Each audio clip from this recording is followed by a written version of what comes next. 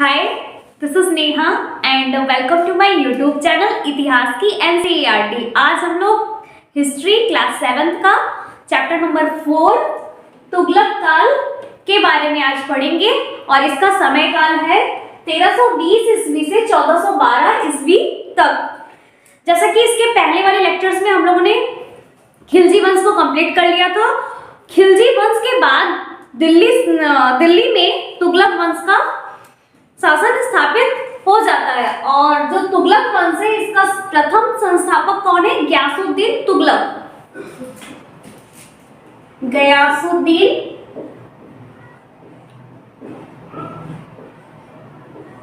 तुगलक। और इसका समय काल क्या है? 1320 ईस्वी से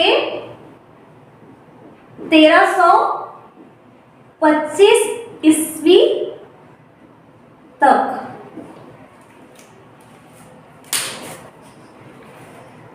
तुगलक वंश का जो प्रथम संस्थापक है कौन है? गयासुद्दीन तुगलक। इसने क्या किया? जो अलाउद्दीन खिलजी ने जो कठोर नीतियों को लागू किया था, इन नीतियों को इसने बंद कर दिया और इसके जगह इसने सरल नीति को अपनाया, उदारता की नीति को अपनाई।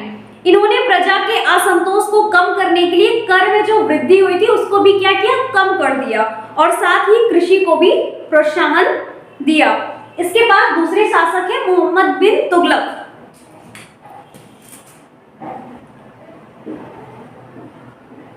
मोहम्मद बिन तुगलक। इनका समय काल है 1325 ईस्वी से 1351 ईस्वी तक।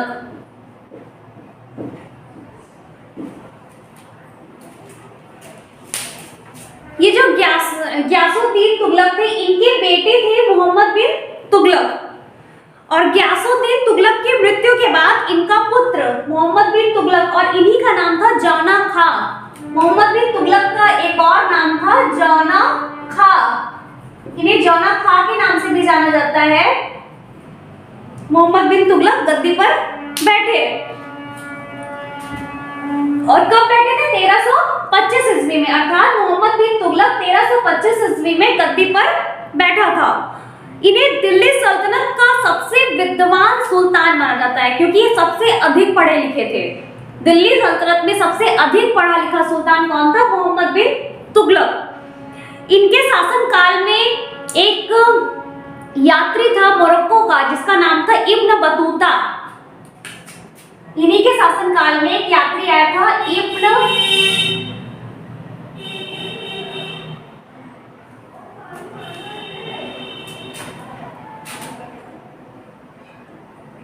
Ibn Battuta.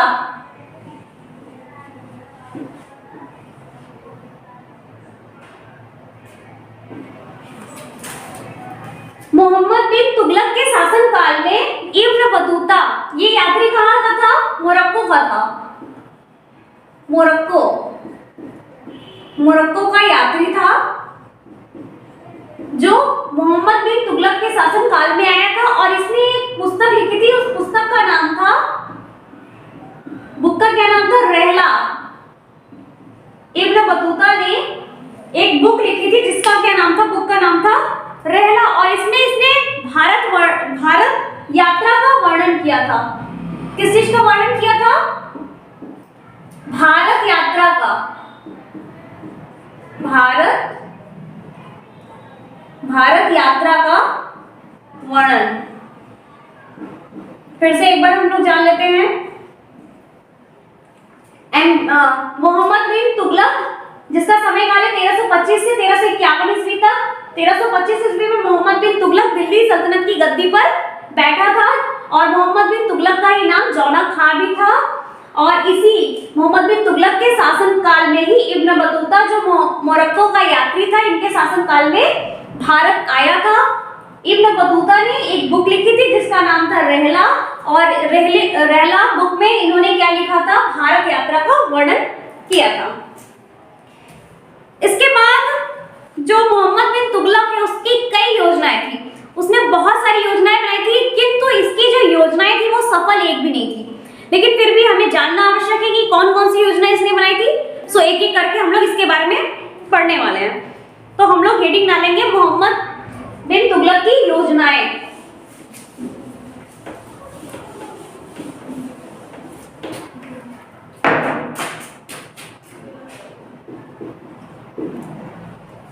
मोहम्मद बिन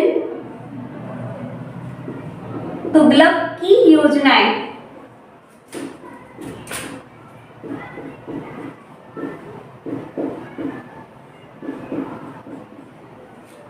मोहम्मद बिन तुगलक ने कई योजनाएं बनाई थी। ये जो योजनाएं बनाई थी वो प्रायः असफल थी। क्यों असफल थी? क्योंकि उसने उसको सही तरीके से लागू नहीं किया था। योजनाएं उसने सही बनाई थी पर उसको सही तरीके से नहीं लागू कर पाया था वो।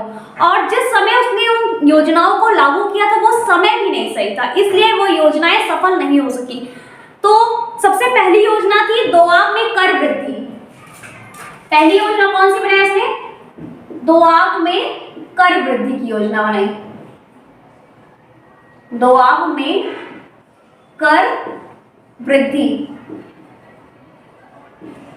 पहली योजना इसने ये बनाई। अब ये योजना बनाता क्यों है? ऐसा उसे क्यों करना पड़ता है? इसलिए क्योंकि उसे राज्य की आय बढ़ानी थी।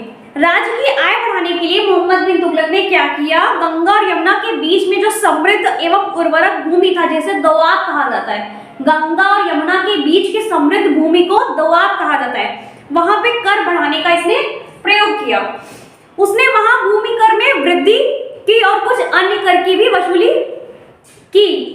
जिस समय उसने यह कर लगाया था उस समय भयानक अकाल पड़ चुका था और उसी समय इसने दोआब में कर वृद्धि कर लिया। सोचिए, अगर अकाल पड़ेगा तो लोगों में वैसे ही खाने की कमी है तो लोग ऊपर से कर कैसे देंगे? इसीलिए ये योजना उसकी सफल नहीं हो पाई। किंतु जो और हुआ क्या, निरंकुश शासक के भय से अधिकारियों ने सुल्तान को यह सूचना नहीं दी और कर की वसूली जारी रखी। इसके फलस्वरूप क्या हुआ? खेती भी बर्बाद हो गई और किसान भी अपने घर को छोड़ के जंगल में छिपने लगे। इन कारणों से लोगों ने कर न देने से इनकार कर दिया और बाद में क्या हुआ? विद्रोह हो गया। बाद में सुल्तान ने राहत के लिए बीज और ऋण की भी व्यवस्था की, लेकिन तब तक बहुत देरी हो चुकी थी और ये योजना भी सुल्तान की क्या हुई? असफल हो गई इस कारण से। फिर दूसरी योजना क्या थी इनकी? राजधानी परिवर्तन। ये सब हम किनकी योजना पढ़ रहे हैं? मोहम्मद बिन तुगलक की।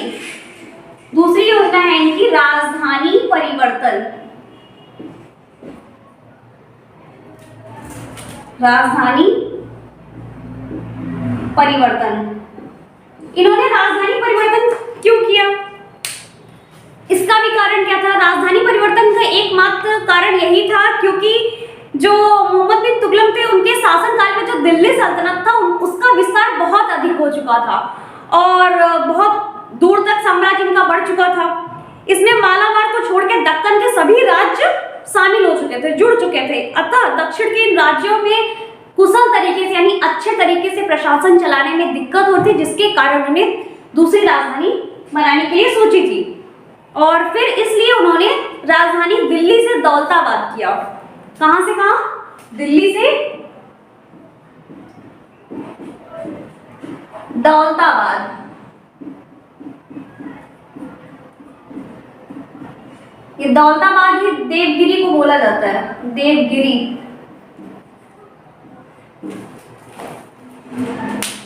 सुल्तान ने अर्थात मोहम्मद बिन तुगलक ने दिल्ली के स्थान पर देवगिरी अर्थात दौलताबाद को दूसरी राजधानी बनाने का विचार रखा था। यह दक्षिण भारत को जोड़कर एक ऐसी प्रशासनिक व्यवस्था करना चाहते थे। ये मतलब दक्षिण भारत को जोड़ने की प्रशासनिक व्यवस्था करना चाहते थे। देवगिरी का ही क्या नाम है? दौलताबाद।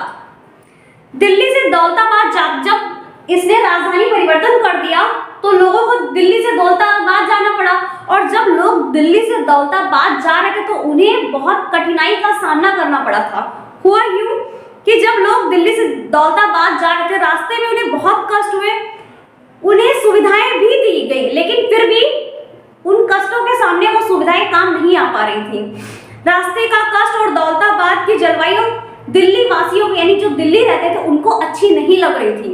रास आ ही रही थी, वे वहां से वापस दिल्ली जाना चाहने लगे। जो दक्षिण था, दक्षिण का जो रहन सहन था, खान पान, वेशभूषा, मौसम, वो दिल्ली वासियों को अच्छा नहीं लग रहा था। कम से कम करीब 2 वर्षों बाद सुल्तान ने फिर वापस दौलताबाद छोड़ने का निर्णय ले लिया।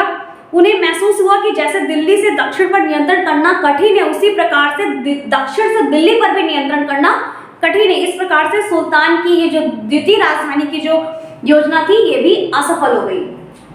और जिस समय ये राजधानी परिवर्तन करने का योजना बनाए थे, जिस समय राजधानी परिवर्तन कर रहे थे, उस समय बहुत ज्यादा गर्मी पड़ रही थी और उस समय जब बूढ़े, बच्चे, बीमार लोग जब जा रहे थे, उन्हें रास्ते में बहुत कठिनाई का सामना करना पड़ रहा था। इस वजह से ये प्लानिंग भी इनकी फेल हो गई। फिर दूसरा हम लोग पढ़ेंगे सांकेतिक मुद्रा का प्रचलन। इनकी तीसरी योजना है सांकेतिक मुद्रा का प्रचलन। अब इन्होंने सांकेतिक मुद्रा का प्रचलन क्यों किया? जिस समय ये मोहम्मद बिन तुगलक ने सांकेतिक मुद्रा का प्रचलन करने की योजना बनाई थी, उसी समय चांदी की बहुत ज्यादा कमी हो गई थी, उत्पादन में कमी हो गई थी। तो हुआ यूं कि उस समय चांदी के सिक्कों का प्रचलन भी था और सुल्तान ने चांदी के सिक्के के स्थान पे क्या किया? मिश्रित धातु के सिक्के चलाने का आदेश दे दिया। इन सिक्कों का जो मूल्य था, उन्होंने ये गलती कर दी कि इन सिक्कों का मूल्य चांदी के सिक्के के मूल्य के बराबर रख दिया। सबसे बड़ी गलती ये कर दी। हुआ इससे क्या हुआ? सांकेतिक सिक्कों के प्रचलित होते ही लोगों ने जाली सिक्के बनाना शुरू कर दिए और जब जाली सिक्के बनाने शुरू कर दिए तो हर लोग घर पे अपने सिक्के बनाने लगे। लोगों के घर में अपने अपने हाथों से सिक्के बनाने लगे, जाली सिक्के। थोड़े ही दिनों बाद इन सिक्कों की तो इतनी भरमार हो गई कि पूछिए ही मत। विदेशी व्यापारियों ने सिक्कों को लेना भी बंद कर दिया, अतः भारत की चांदी यहाँ से बड़ी मात्रा में बाहर जाने लगी। सुल्तान ने सांकेतिक सिक्कों को फिर लास्ट में बंद किया। इतनी ज्यादा भ्रष्टाचार होने के कारण सुल्तान ने लास्ट में इन सिक्कों को बंद किया। इन सिक्के के बदले उन्हें लास्ट में यहाँ तक कि राजकोष से चांदी भी देनी पड़ी, चांदी के सिक्के अपनी राजकोष से भी देने पड़े। इसमें भी इन्हें लॉस हुआ। सांकेतिक मुद्रा पर यदि कोई अगर वे राज चिन्ह या फिर सरकारी टकसाल पर उचित नियंत्रण होता तो शायद यह स्थिति न आती और इस योजना से राजकोष पर भी बहुत ज्यादा बुरा प्रभाव पड़ता। तो ये योजना भी इनकी क्या हो गई? फेल। फिर क्या हुआ लास्ट में? सुल्तान अपने शासन के अंतिम काल में राज्य की आंतरिक अशांति से बहुत ज्यादा परेशान होते हैं और उत्तर एवं दक्षिण दोनों भागों में विद्रोह शुरू ही हो चुका था। केंद्रीय शासन प्रणाली के कारण सुल्तान स्वयं दोनों राज्यों पर पूर्ण नियंत्रण नहीं कर पा रहे थे। दक्षिण में 2 नए राज्यों का भी उदय हो चुका था, विजयनगर और बहमिनी, और पूरब में बंगाल भी स्वतंत्र हो चुका था। सुल्तान अपने शासन के अंतिम 16 वर्षों तक विद्रोह को शांत करने में एक तरफ से दूसरी तरफ भाग ही रहे थे।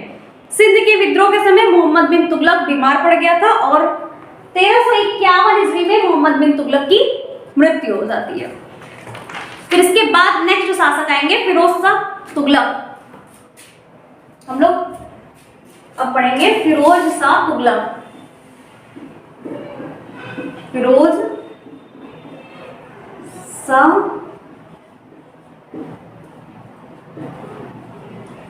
इनका क्या समय काल है?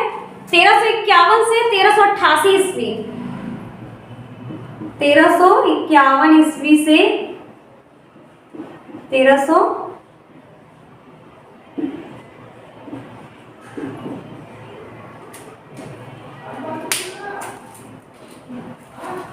1351 में जब मोहम्मद बिन तुगलक की मृत्यु हो जाती है तो इनका ये भाई है जो फिरोज शाह तुगलक है, मोहम्मद बिन तुगलक का चचेरा भाई था। ये दिल्ली का सुल्तान बनता है। मोहम्मद बिन तुगलक के शासन के अंतिम काल में साम्राज्य के विभिन्न भागों में बहुत ज्यादा विद्रोह होने लगा था, अतः गद्दी पर बैठते ही सबसे पहली समस्या इनकी ये आई कि इन सब विद्रोह को वो शांत करे। अर्थात फिरोज शाह तुगलक के सामने सबसे पहली चुनौती ये खड़ी हो गई कि इन्हें सारे विद्रोह को क्या हुआ? शांत करना पड़ा और साम्राज्य के विघटन को कैसे रोका जाए इस पर उन्हें ध्यान देना पड़ा। इसके लिए उसने अमीर सेना तथा उलेमा वर्ग को सबसे पहले संतुष्ट किया और इस्लाम के नियमों के अनुसार राज्य का प्रशासन को चलाया। सुल्तान ने साम्राज्य को बढ़ाने के लिए कोई सैनिक अभियान नहीं किए। जो भी आक्रमण हुए थे वह साम्राज्य की रक्षा के लिए किए गए। उसने उन्हीं प्रदेशों को अपने पास रखने की कोशिश की जिसका शासन केंद्र से आसानी से हो सके, और उनका शासन ज्यादा से ज्यादा अपने शासन काल में इन्होंने जन कल्याण का ही कार्य किया, और लोकहित कार्य में इनके बहुत सारे कार्य अभी भी जाने जाते हैं। कृषि की सिंचाई हेतु उन्होंने कई नहरों का निर्माण कराया, जैसे यमुना नहर, सतलज नहर आदि, जिनसे आज भी सिंचाई की जाती है। इससे कृषि की भी बहुत ज्यादा उन्नति होती है, और जैसे बंजर भूमि से प्राप्त आमदनी को इन्होंने धार्मिक चीजों में लगाया, शैक्षिक कार्यों में खर्च किया। सुल्तान ने जौनपुर, फिरोजाबाद और फिरोजपुर आदि नगर भी स्थापित करवाए।